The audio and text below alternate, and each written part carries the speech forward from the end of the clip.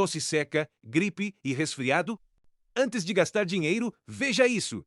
Você está sofrendo com tosse seca, garganta irritada ou resfriado?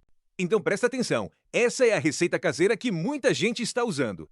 Pegue um vidro limpo e coloque cebola picada, dentes de alho, um limão em rodelas, mel suficiente para cobrir tudo. Misture bem, tampe o vidro e deixe descansar por 24 horas.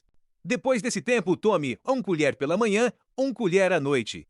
Salve este vídeo para fazer depois e me segue agora para não perder as próximas receitas naturais.